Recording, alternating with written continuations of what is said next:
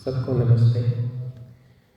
आज के इस डिस्कोर्स से पहले जो भजन मैं सोच कर आया था, तो वो भजन ना गाकर एक और भजन आपको सुनाऊंगा। उसका कारण यह है कि कल रात्रि में जब मैं उठा पानी पीने के लिए तो मेरा पैर ट्विस्ट कर गया और जब सुबह उठा तो I had so much pain in my right ankle.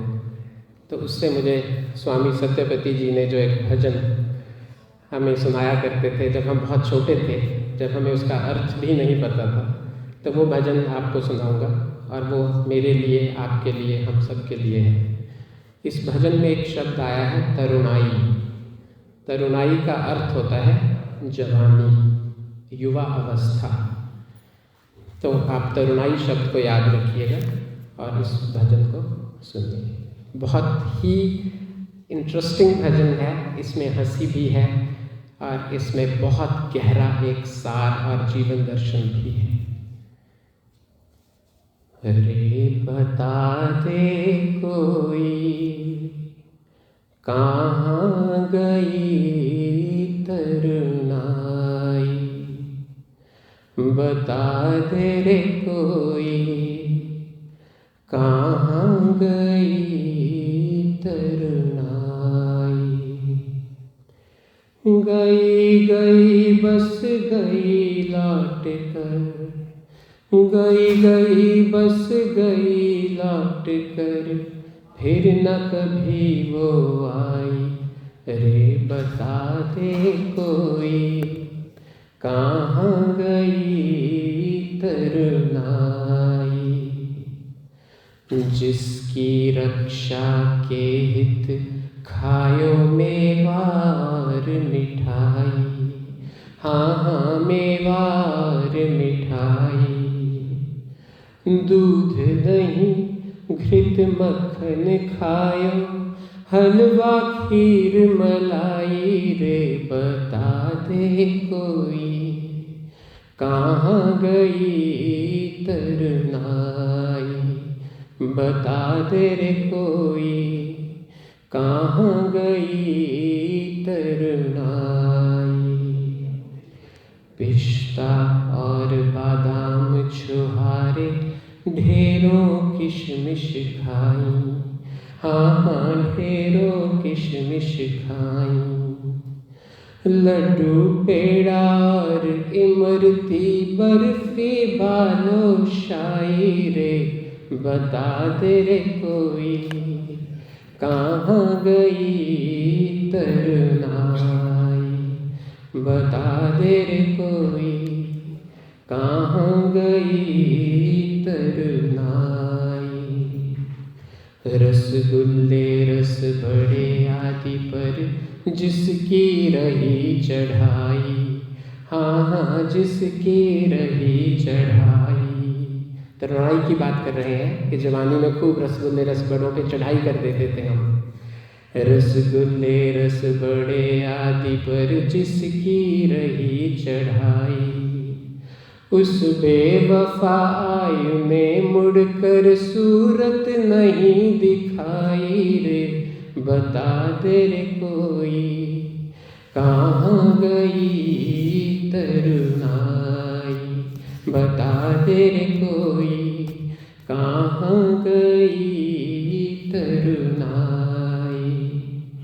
चली गई चुपचाप तोड़ कर ममता मोह मिटाई, हाँ हाँ ममता मोह मिटाई।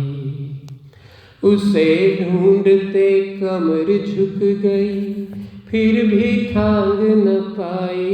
रे बता दे रे कोई कहाँ गई तरुणाई। ऊंचे ऊंचे पर्वत लांघे नीची नदियाँ खाई, हाँ हाँ नीची नदियाँ खाई। अब 10 उंगल ऊंचा नीचा देख बुद्धि चकराई। रे बता दे रे कोई कहाँ गई तरुणाई। कान न सुने आँख नहीं देख देखे पैर चले लंगड़ाई, हाँ हाँ पैर चले लंगड़ाई। तन में रोग समूह समायो, मन में भूल समाई रे, बता दे रे कोई कहाँ गई तरुणाई। रे नवयुवको बात हमारी सुनो कान में भाई, हाँ हाँ सुनो कान में भाई। ये तरुणाई धोखा देगी, तज कर स्नेह सगाई रे, बता दे रे कोई कहाँ गई तरुणाई। मैसेज ऑफ द भजन। इसके जाने से पहले कुछ कर लो अमर कमाई, हाँ हाँ कर लो अमर कमाई। जितना लाभ ले सको ले लो, फिर ना उठेगी पाई रे, बता दे रे कोई कहाँ गई तरुणाई। गई गई बस गई लौट कर, गई गई बस गई लौट कर, फिर न कभी वो आई रे, बता दे रे कोई कहाँ गई तरुणाई, बता दे रे कोई कहाँ गई तरुणाई। हमारे लिए हमारे वैदिक कल्चर में जो जन्म दिवस है वो एक बहुत ही टफ, क्रिटिकल, सेल्फ इंट्रोस्पेक्शन वाला दिन है। जो वेस्टर्न कल्चर है उसमें it is a day to celebrate, but in Vedic culture जन्म दिवस is a day to see if I have achieved or where I am in terms of achieving the ultimate goal of my life। एक छोटी सी कहानी से अपनी बात शुरू करता हूँ। एक गांव में एक सेठ थे, तो बहुत धार्मिक थे, तो कबीर जी उस गांव में जाया करते थे। तो वो हमेशा उन सेठ जी की दुकान पे रुकते, सेठ जी उनको भोजन कराते, दक्षिणा देते, वस्त्र देते और बहुत प्रेम से उनकी सेवा करते। तो एक दिन कबीर जी ने उनको कहा कि अब आप मेरे साथ ही चलें। अब जो इस जीवन का अंतिम लक्ष्य है, जो जीवन का मुख्य उद्देश्य है, उसके लिए आप मेरे साथ यात्रा पर चलें। तो सेठ जी ने कहा अभी मेरे बेटे की शादी नहीं हुई है, तो जिस दिन मेरे बेटे की शादी हो जाएगी उस दिन मैं आपके साथ चलूँगा। तो कबीर जी खुश हुए, उन्होंने कहा ठीक है, शादी तो हो ही जाएगी, अब वो युवा हो गया है, आपके साथ दुकान पे भी बैठता है। तो 2-3 वर्ष बाद सेठ जी के पास कबीर जी फिर आए। उन्होंने देखा बेटा साथ में बैठा है और गले में एक बहुत मोटी सोने की चेन है, हाथ में 2-3 अंगूठियाँ हैं। तो उन्होंने कहा ऐसा लगता है कि बेटे की शादी हो गई है। तो सेठ जी हंसने लगे, कहते हाँ जी आपने बिल्कुल ठीक सोचा, और बेटे को भी कहा कि आशीर्वाद लो, और उनको कहा आप मेरे बेटे को एक अच्छे गृहस्थ जीवन के लिए आशीर्वाद दीजिए। तो कबीर जी ने कहा इसको आशीर्वाद तो मैं दे दूँगा, आपकी तैयारी है, आपने मुझसे एक वादा किया था। वो कहते देखिए कबीर जी बात ये है कि हमारी संस्कृति में तो ये कहा है जब तक बेटे की पहली संतान नहीं हो जाती तब तक आप घर नहीं छोड़ सकते, तो इसलिए अभी तो आपको थोड़ा सा और इंतज़ार करना पड़ेगा मुझे साथ ले जाने के लिए। तो कबीर जी ने कहा ठीक है, जब शादी हो गई तो संतान भी हो जाएगी। तो फिर 2-3 वर्ष बाद या 4 वर्ष बाद कबीर जी वहीं उसी गांव से निकले और उन्होंने उस सेठ जी की दुकान के सामने जाके देखा कि सेठ जी की गोदी में एक 2-2.5 साल का बच्चा बैठा है और वो दुकान पे ग्राहकों की भी सेवा कर रहे हैं और उस बच्चे के साथ भी खेल रहे हैं। तो कबीर जी आए तो सेठ जी बहुत खुश हुए, उस बच्चे को कहा कि आशीर्वाद लो, ये हमारे परम गुरु हैं, तो हमें इनसे सारा आध्यात्मिक ज्ञान मिलता है। और उनका बेटा भी वहीं था, तो वो पोता था उनका। तो कबीर जी बड़े प्रसन्न हुए कि चलिए अब सेठ जी को मैं इस आध्यात्म मार्ग पर, इस उन्नति के मार्ग पर साथ लेकर चलूँगा। तो सेठ जी ने कहा कि अब तो आप तैयार हैं?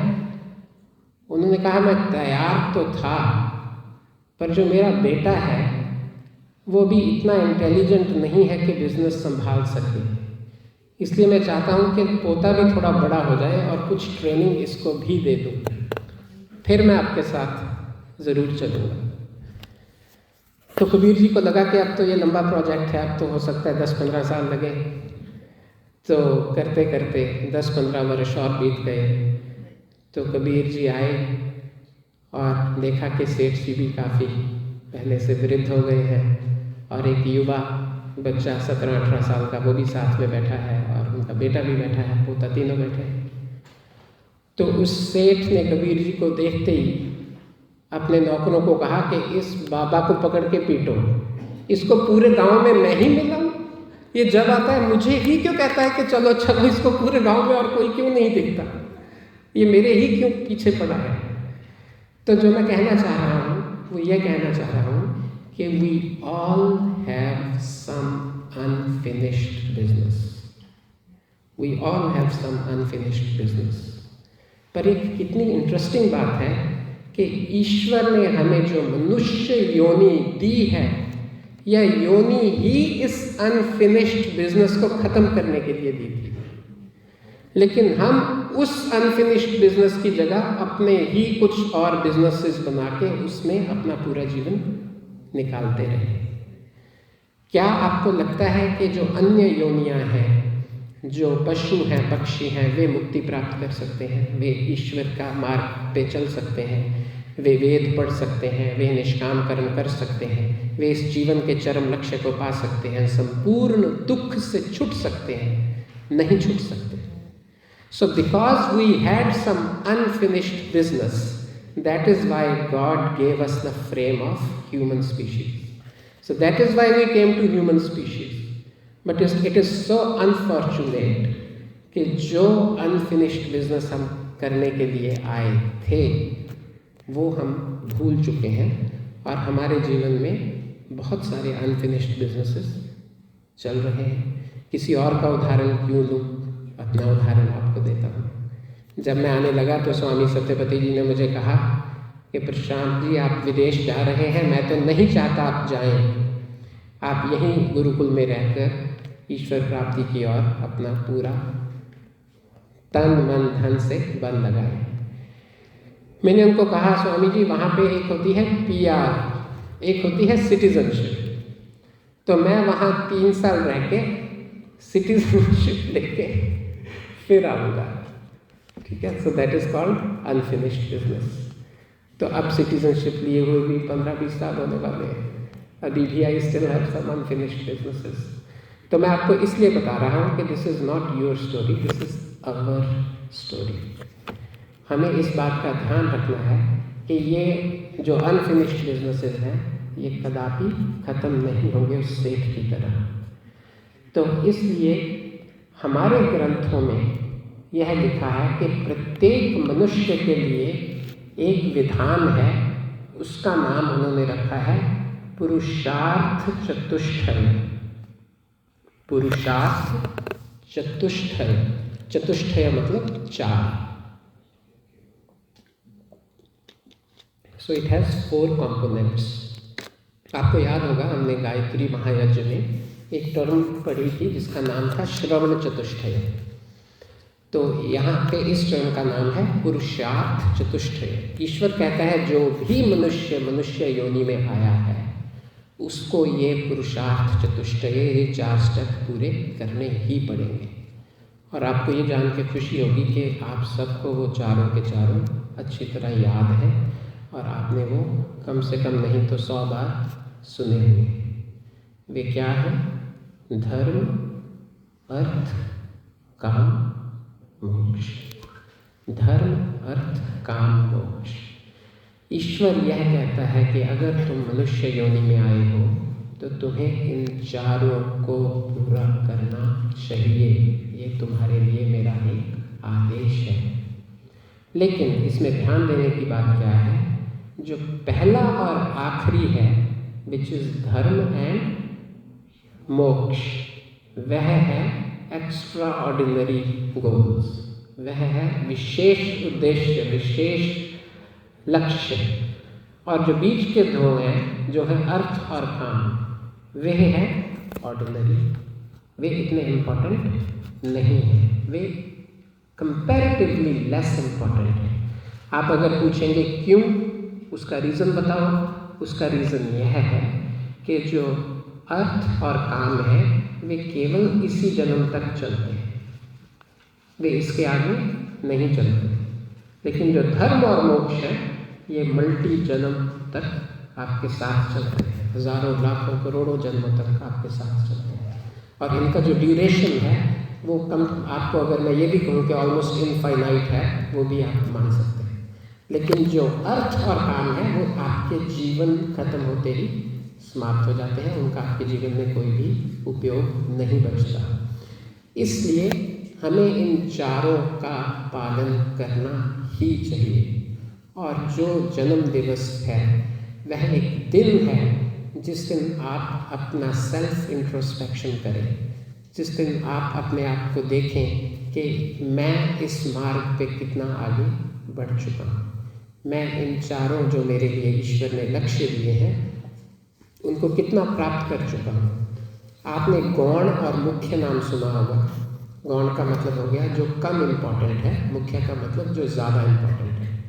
तो आपको ये भी एक इंट्रोस्पेक्ट करना है अपने जन्म दिवस वाले दिन कि क्या कहीं मैंने गौण को मुख्य तो नहीं बना लिया, क्या जो लीस्ट इम्पॉर्टेंट था उसमें से उसी को मोस्ट इम्पॉर्टेंट बना के तो नहीं मैं अपना जीवन जी रहा, और क्या मैंने मोस्ट इम्पॉर्टेंट को लीस्ट इम्पॉर्टेंट तो नहीं बना दिया, और क्या कहीं मैं मोस्ट इम्पॉर्टेंट को भूल ही तो नहीं गया कि वो मैंने लिस्ट में से ही निकाल दिया।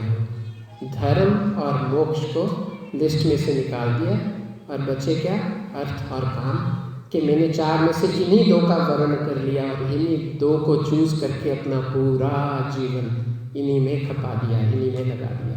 कहीं ऐसी गलती तो नहीं मैं कर रहा। और ये तो चलिए आज हमारा सौभाग्य है कि जी हमारे साथ है, इनका जन्म दिवस है और तभी हमने ये यश भी किया।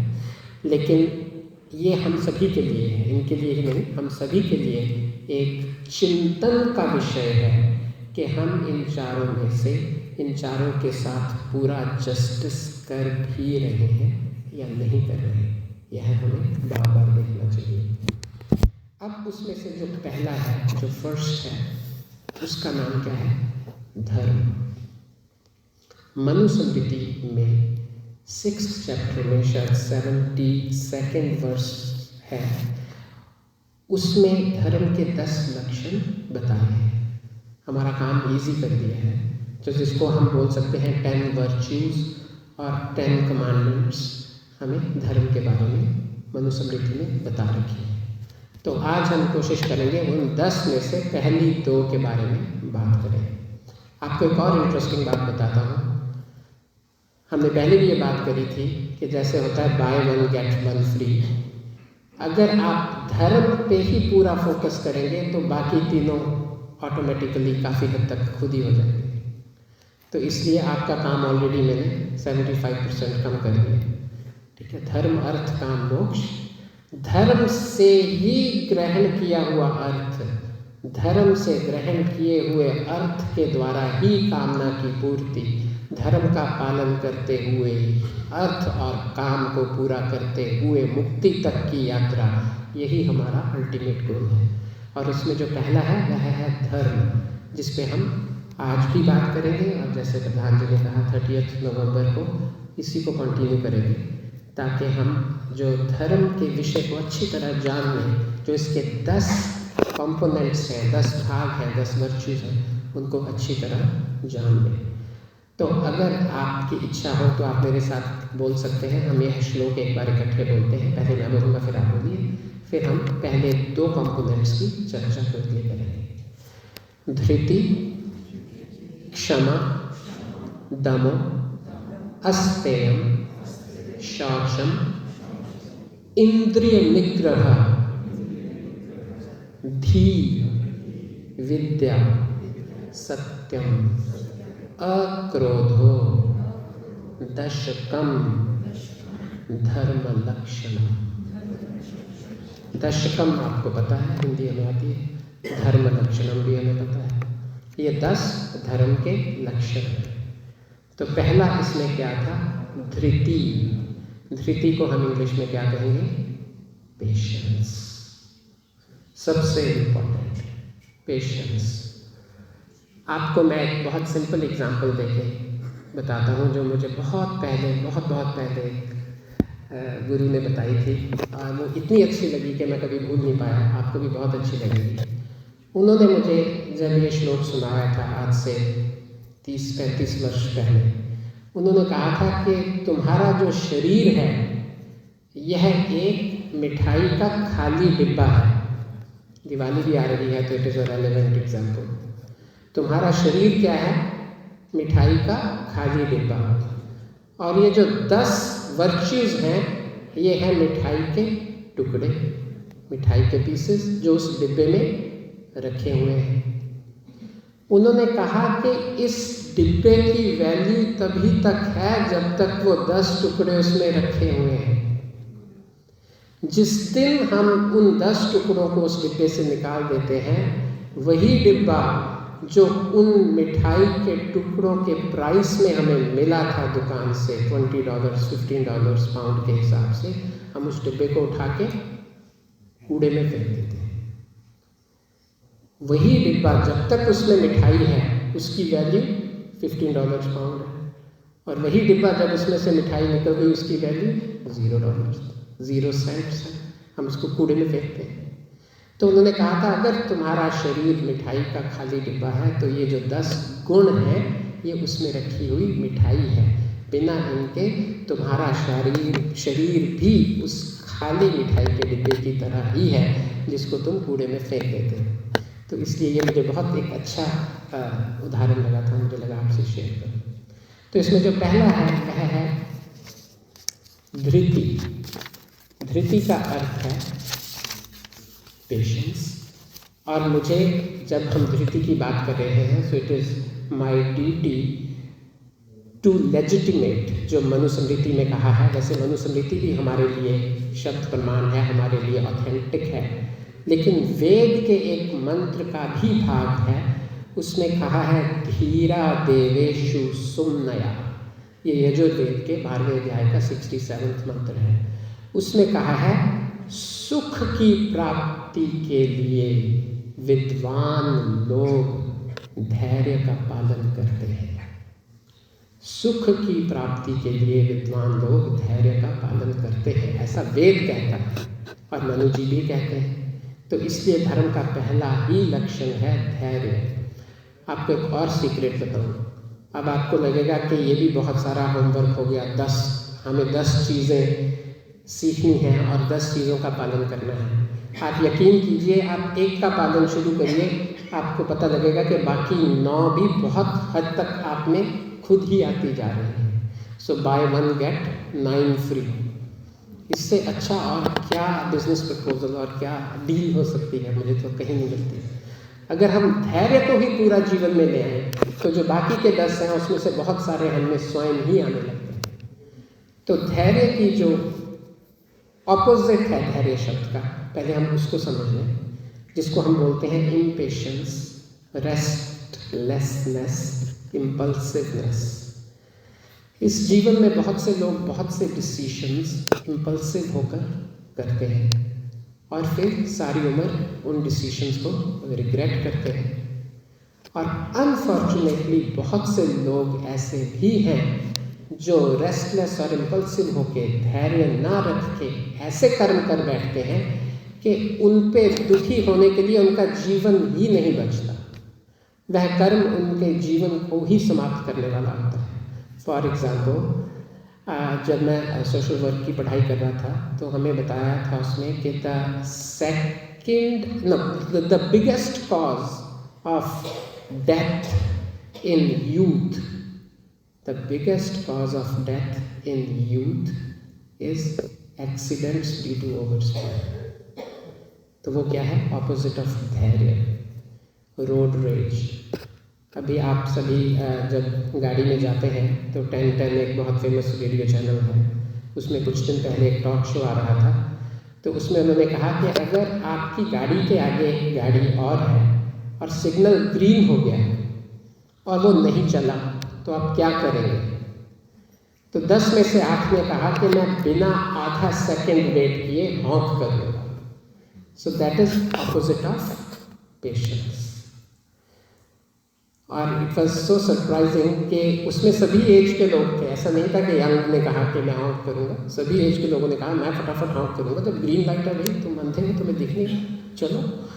तो ये है ऑपोजिट ऑफ पेशेंस। पेशेंस की सबसे बड़ी ब्यूटी क्या है कि इट गिव्स यू टाइम।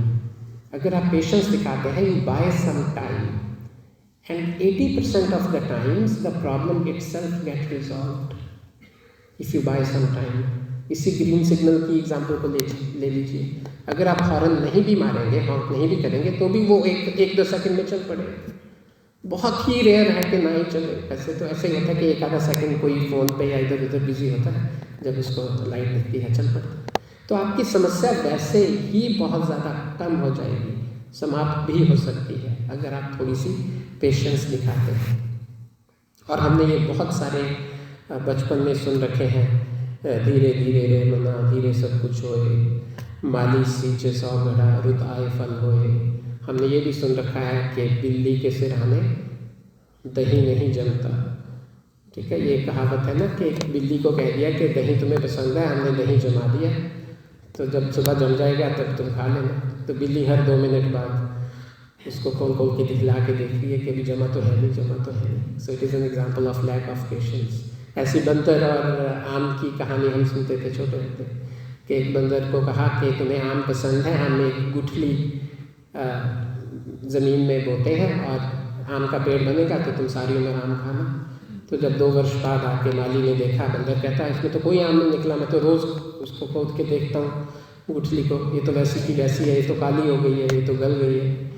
तो ये इस तरह से जीवन नहीं जिया जा सकता। हमें बिना पेशेंस के कुछ भी प्राप्त नहीं हो सकता।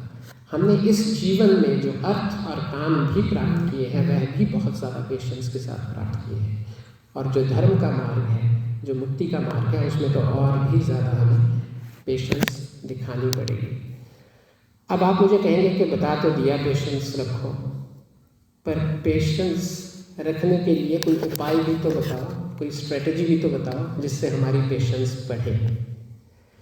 हमारे ग्रंथों में 2 स्ट्रेटजीज बताई हैं पेशेंस को बढ़ाने के लिए, तो आप भी फॉलो करें, मैं भी फॉलो करूँगा। पहली है जप। ओम का, गायत्री मंत्र का, हमने जैसे अपने गायत्री यज्ञ में 21 बार गायत्री मंत्र का पाठ किया था, तो आप अपने डेली रूटीन में जप को स्थान दें। 15 मिनट, 20 मिनट, 25 मिनट, आधा घंटा, 1 घंटा, जितना आप कर सकें जप करें। आंखें बंद करके किसी भी एक मंत्र, किसी भी एक वैदिक शब्द, ईश्वर के मुख्य नाम ओम को लेकर, माला ले लें, माला नहीं लेनी तो भी कोई बात नहीं, आराम से आंखें बंद कर जप करें। जब आप कॉन्टीन्यूसली कई हफ्ते, कई महीने, कई साल लगातार जप करते हैं, it helps to improve you, it helps to cultivate patience in you, it helps to enhance your patience automatically. आप देखेंगे आपकी पेशेंस खुद ही बढ़ने लग गई है बिना कुछ किए। जप करें शांति पूर्वक। जप पे हम किसी दिन और डिस्कशन करेंगे। Unfortunately many times we sit for जप and we end up doing something else. That is another topic which we will discuss in future.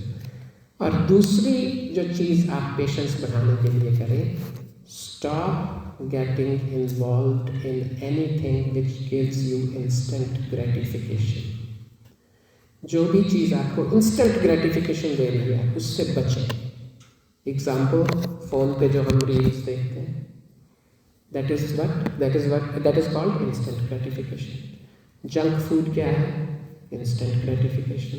कौन आटा गूंधेगा, कौन दाल चढ़ाएगा, कौन चावल भिगोएगा, कौन इतना कुछ करेगा, फटाफट कुछ ऑर्डर करते हैं। Instant gratification. इंस्टेंट ग्रेटिफिकेशन से बचें। जो भी एक्टिविटीज़ हैं अपने जीवन में उनको निकाल के try to find a longer path. जो लंबा रास्ता होता है वो देखने में कठिन लगता है, मुश्किल लगता है, श्रम साध्य लगता है, हार्ड वर्किंग लगता है, लेकिन वही ठीक है। जो शॉर्टकट्स हैं दे आर नॉट गुड।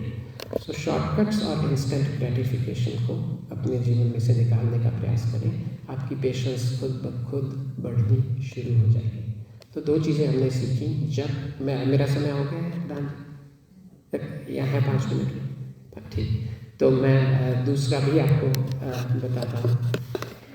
तो पहली चीज़ हमने ये सीखी कि जो धृति है, जो पेशेंस है, उसको बढ़ाने के लिए एक तो जप करें और एक कोई शॉर्टकट मत लें, कोई इंस्टेंट ग्रेटिफिकेशन वाली एक्टिविटी ना करें। दूसरा है क्षमा। लेकिन धृति को ख़त्म करने से पहले एक बात और, धृति का अर्थ यह नहीं है कि it is lack of action, it is lack of activity, कि कुछ करे ही ना, आलसी हो जाए, लेज़ी हो जाए। ये इसको पेशेंस नहीं बोलते। क्योंकि हमने अभी यज में भी एक मंत्र पढ़ा, यजुर्वेद के 40वें अध्याय का दूसरा मंत्र था, कुर्वन्नवेह कर्माणि जिजि विशेषितं समा एवं त्वयि नान्यथे तोस्ति न कर्म लिप्यते नरे। ईश्वर कहता है कि 100 वर्ष तक पूरे शक्ति से कर्म करते हुए जी। सो कर्म तो करना है। पेशेंस का ये मतलब नहीं है कि चलो कोई बात नहीं, कुछ नहीं करते, पेशेंटली बैठे रहते हैं, कुछ तो हो ही जाएगा। ये अर्थ नहीं है इसका। इस चीज़ का ध्यान रखना है। सो धृति is basically think before you act. It is not absence of action, it is just to give yourself little bit more time before you proceed to the action. ये है धृति। दूसरा है क्षमा, जिसको हम इंग्लिश में बोलते हैं फॉरगिवनेस। अब क्षमा का ऑपोजिट पहले बोल देते हैं, उससे इजी हो जाएगा। क्षमा का ऑपोजिट है इरिटेबिलिटी, रिवेंज, प्रतिरोध, फाइट, कुछ भी कह लीजिए आप, ये सब क्षमा के ऑपोजिट्स हैं। तो जो क्षमा है वो भी 2 प्रकार की है, ये भी याद रखना है। हम हमेशा जब क्षमा शब्द सुनते हैं हम सोचते हैं कि मेरे में दूसरे को माफ़ करने की शक्ति होनी चाहिए। यही क्षमा नहीं है। क्षमा का एक दूसरा कंपोनेंट है, माफ़ी मांगने की भी शक्ति होनी चाहिए। माफ़ी मांगना माफ़ करने से कई बार ज़्यादा कठिन है, उसमें ज़्यादा ईगो हर्ट होती है। There is a term we use in psychotherapy which is called inflated ego. कहते हैं जब जब हमारी आयु बढ़ती है हम वृद्ध होते हैं। वृद्ध का अर्थ है गुणों में वृद्धि।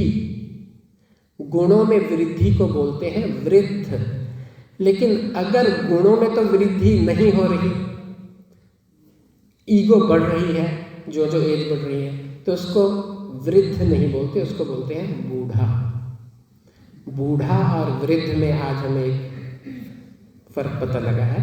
हमें दिन ब दिन वृद्ध होना है, बूढ़े नहीं होना। सो इसलिए क्षमा मांगना, क्षमा करने से भी एक बड़ी चीज़ है। क्षमा मांगना भी एक बहुत बड़ा आध्यात्मिक कर्म है। इसके लिए बहुत शक्ति चाहिए, बहुत ज़्यादा अपनी ईगो को नीचे करना पड़ता है आपको। और क्षमा के ये दोनों कंपोनेंट्स को हमेशा याद रखें जब भी क्षमा शब्द आए, क्योंकि हमने इतनी ईगो है, हम जब भी क्षमा शब्द सुनते हैं हम सोचते हैं हाँ क्षमा तो कर देना चाहिए। ये दिमाग में नहीं आता क्षमा मांग भी लेना चाहिए। ठीक है, दोनों कंपोनेंट्स हैं। सो दूसरी चीज़ जो याद रखनी है, again from psychotherapy point of view, forgiveness is not a feeling, it is an action. Forgiveness एक कर्म है, एक एक्शन है, सिर्फ एक भाव नहीं है। आपको इसको इनेक्ट करना है, इसको करना है, इसको कार्यान्वित करना है। ये सिर्फ सोच से नहीं होती, ये वर्चुअल नहीं है, ये इन पर्सन चीज़ है। और जो बेनिफिट्स आप सभी को पता ही है कि जब भी आप क्षमा करते हैं it gives you lots of freedom. आप फ्री हो जाते हैं। बेसिकली जब तक आप क्षमा नहीं करते आप स्वयं ही बंधन में बंधे रहते हैं। क्षमा करते ही आप फ्री हो जाते हैं। अब क्षमा की डेफिनेशन क्विकली देख लेते हैं। कोई प्रतिकूल व्यवहार करे, आपके ऑपोजिट व्यवहार करे, तो भी अपने मन को शांत बनाए रखना, अनुकूल बनाए रखना, यह क्षमा का पहला लक्षण है। और दूसरा, सामर्थ्य होने के बाद भी दुखी ना होना और सहना। वो आपने एक चुटकुला सुना होगा कि एक पहलवान ने किसी को धक्का मारा, तो उसने कहा आज तो मेरा मूड अच्छा है इसलिए मैं तुम्हें कुछ नहीं कहूँगा। ठीक है, उसका मूड अच्छा नहीं था, उसको पता था कि अगर मैं कुछ कहूँगा तो मेरी पिटाई होगी। उसको क्षमा नहीं बोलते। मजबूरी की क्षमा क्षमा नहीं होती। सामर्थ्य होने के बाद भी क्षमा कर देना क्षमा होती है। और स्वार्थ की क्षमा भी क्षमा नहीं होती। एक होती है स्वार्थ की क्षमा। मान लीजिए मेरा कोई बिजनेस है, आप मेरे क्लाइंट हैं, मुझे पता है मुझे आपसे बहुत सारा प्रॉफिट होना है और आप कुछ मेरे साथ गलत व्यवहार करते हैं और मैं आपको क्षमा करता हूँ, तो ये आध्यात्मिक क्षमा नहीं है, यह स्वार्थ की क्षमा है। मुझे पता है कि अगर मैं आपसे लड़ाई करूँगा I will lose money, I will lose my benefit. तो इसलिए क्षमा एक बहुत वास्ट टर्म है। तो ये आप सभी के लिए एक चिंतन का विषय है। आप जब घर जाएं तो क्षमा के बारे में और चिंतन करें। और एक लास्ट चीज़ क्षमा के बारे में मैं आपको ज़रूर बताना चाहूँगा कि हमने एक कहावत सुनी है, जैसे को तैसा। जैसे को तैसा, अब हमें इसका मीनिंग नहीं पता। हम इसको क्या बना देते हैं, जैसे को जैसा। हम अपने व्यवहार में क्या करते हैं, जैसे को जैसा। किसी में आग लगी हुई है, हम भी आग बन के चले जाते हैं उसके साथ। ठीक है, कोई क्रोधित है, हम भी क्रोध में जाके उसके साथ बिहेव करते हैं। इसको बोलते हैं जैसे को जैसा। जैसे को तैसा क्या होता है, कहीं आग लगी हुई है, पानी लेकर जाएं, आप शीतलता लेकर जाएं, आप शांत होकर जाएं, इसको बोलते हैं जैसे को तैसा। वरना लोग बोलते हैं कि नहीं जी हमें तो सिखाया गया है जैसे को तैसा व्यवहार करना चाहिए। तो जैसे को तैसा का अर्थ यह है कि अगर दूसरा क्रोधित है तो आप शांत होकर जाएं। दूसरा पाप कर्म करता है, आप क्षमाशील होकर जाएं, ना कि आप उसके पाप का जवाब पाप से दें। जैसे को जैसा नहीं है, जैसे को तैसा है। ये छोटी छोटी चीज़ें हमारे लिए बहुत इम्पॉर्टेंट है समझने के लिए। और आखिरी चीज़ क्षमा के बारे में यह है कि क्षमा को एक औपचारिकता मत बनाएं, एक फॉर्मेलिटी ना बनाएं। क्षमा को एक आंतरिक प्रोसेस बनाएं। इसको यथार्थ में जेन्युइनली क्षमा करें। अदरवाइज अगर आप किसी को मन से क्षमा नहीं करते तो हमारे ऋषि मुनि कहते हैं जब भी आप ईश्वर की उपासना में बैठते हैं तो आप उस व्यक्ति के बारे में चिंतन करेंगे। वो व्यक्ति आपके और ईश्वर के बीच में आ जाएगा। आप उसकी उपासना करेंगे और ईश्वर की उपासना नहीं करेंगे। इसलिए अगर हम चाहते हैं कि हम धर्म अर्थ काम मोक्ष जो फोर्थ अल्टीमेट गोल है उसको प्राप्त करें तो हमें क्षमाशील होना ही पड़ेगा। और हमने अभी जब संध्या करी, जब सबसे पहले ब्रह्म यज्ञ किया, उसमें था योस्मान द्वेष्टि अम्बयम दुष्मस्तम वो जम्भे दधमः। जो कोई हमसे करे क्लेश या हम जिससे करें द्वेष, हे न्यायकारी ईश हमारे, सौंपे उसको वश में तुम्हारे। ठीक है ना, वो उस परम पिता परमात्मा पे भी छोड़ देना चाहिए। कोई क्रिमिनल है उसको क्षमा नहीं करना। ठीक है, ये भी ध्यान रखना है। क्षमा अपनी आध्यात्मिक उन्नति के लिए करनी है, अपने आप को आध्यात्म के मार्ग पर ऊपर उठाने के लिए करना है। लेकिन ऐसा नहीं है कि कोई क्रिमिनल है आप उसी की शिकायत नहीं कर रहे हैं, उसको बढ़ावा दे रहे हैं, वह क्षमा नहीं है। तो आज हमने धर्म के जो 10 लक्षण थे, जो 10 वर्च्यूज 10 कमांडमेंट्स हमें मनुस्मृति में महर्षि मनु ने दी, उसमें से पहली 2 हमने करी जो हमें पुरुषार्थ चतुष्टय जो इस जीवन का मुख्य उद्देश्य है वह पूरा करने के लिए हमें ऋषियों ने बताई। पहली थी पेशेंस, दूसरी थी फॉरगिवनेस। तो हम 30 नवंबर को आगे कंटिन्यू करेंगे।